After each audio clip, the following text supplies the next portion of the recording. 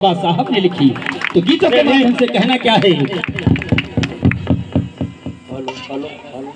पर की धार से न तलवार की धार से न गोलियों की बौछार से, और ये भारत गूंजेगा जय भीम के नारे के गूंज से, नारे के गूंज से। तो कहना क्या है,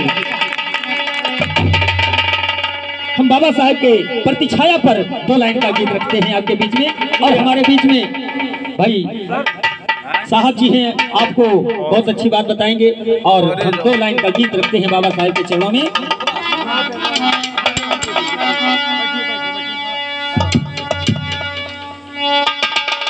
अरे दई के धियनवा,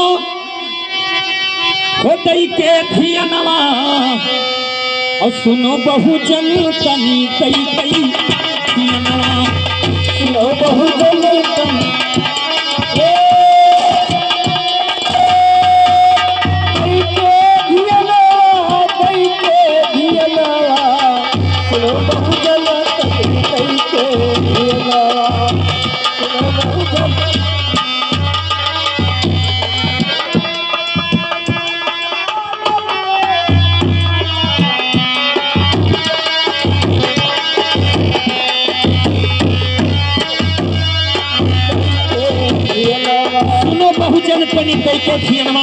कांसी राम साहब ने साइकिल चला चला करके इन बहुजन समाज को जगाने का काम किया है, और कांसी राम साहब ने बहुजन का नारा लगाते हुए 85% लोगों को जगाने का काम किया है कांसी राम साहब ने।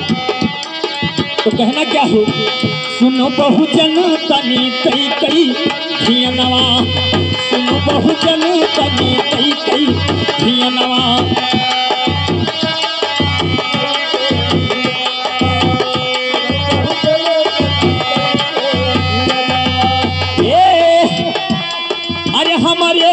खातिर बाबा सोचई रात दिनवा, सुनो बहुजन तनी कई कई धियनवा, सुनो बहु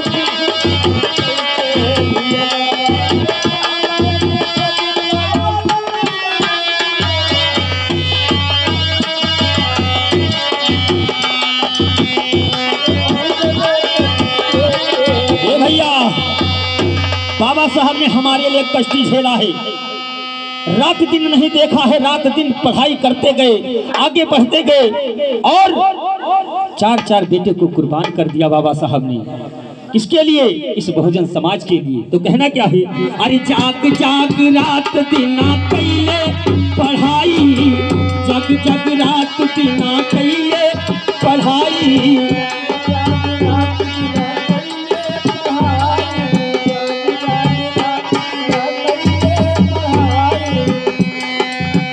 मरी कैले बेटा नहीं मिलल बा दवाई, मरी कैले बेटा नहीं मिलल बा दवाई,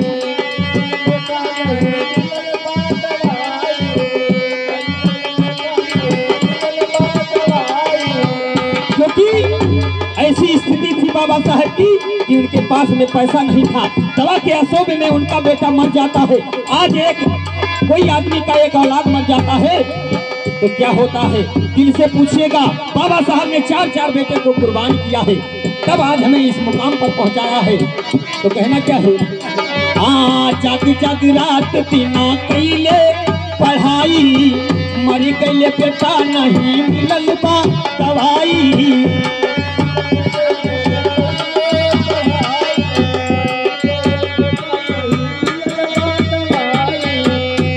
अरे रोवई राम बाई, हो रोवई राम बाई लेके गोदी में ललनवा, सुनो बहुजन तनी कई कई धियनवा, सुनो बहुजन तनी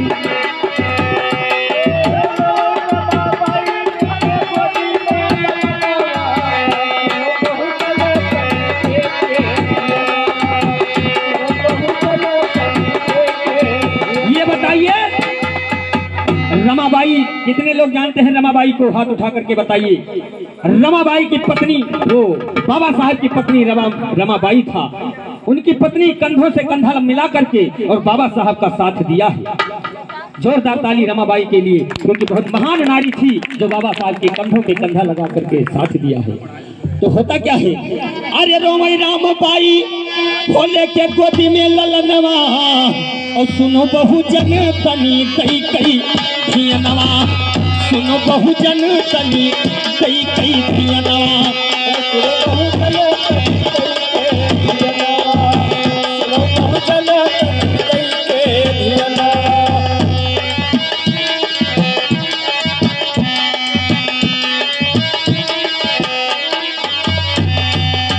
सुनो बहुजन तनी कई कई धियनवा, सुनो बहुजन तनी कई कई धियनवा।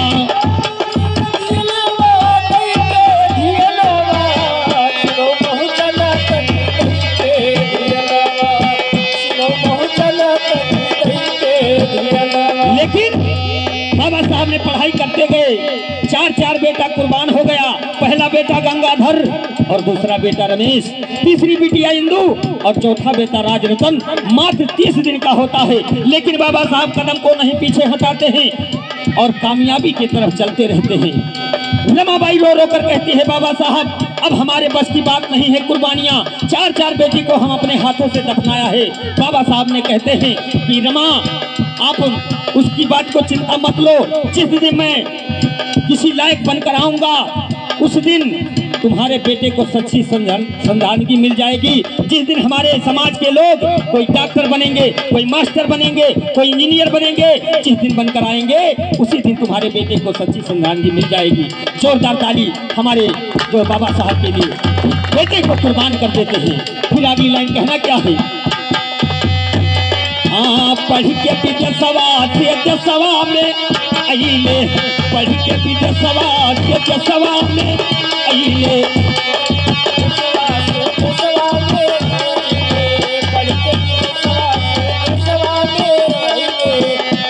ओ मिलल अपमान बाबा जहाँ जहाँ कैले, मिलल अपमान जहाँ जहाँ बाबा कैले।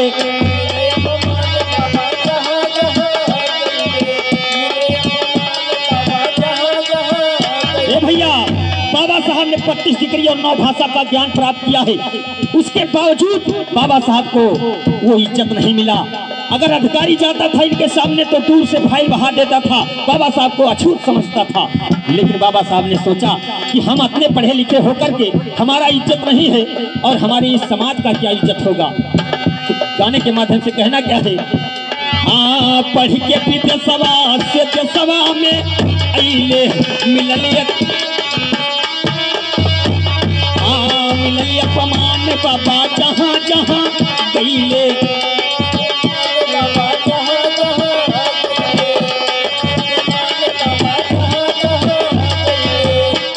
अरे झेलई अत्याचार, ओ झेलई अत्याचार मनवाद के करनवा, सुनो बहुजन तनी कई कई धियनवा, सुनो बहुजन तनी।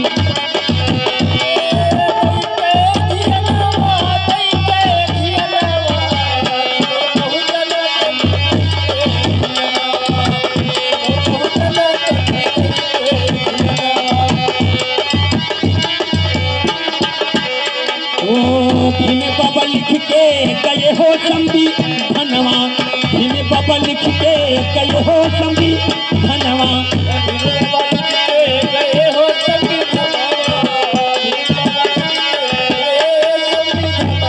ये बताइए कितने लोग संविधान को जानते हैं, संविधान के बारे में कितने लोगों को पता है, हाथ उठा करके बताइए।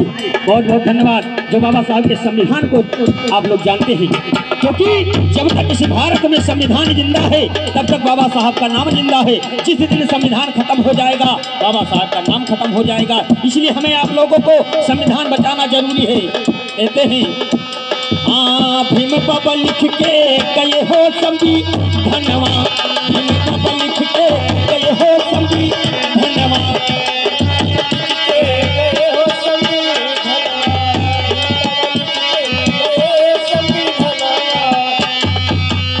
और ये पिटीवा की बुआ जी के तरफ से ये 200 रुपया धनदान आया है। बाबा साहब भगवान बुद्ध की कला बना रहे और अभी सोहर मंगल की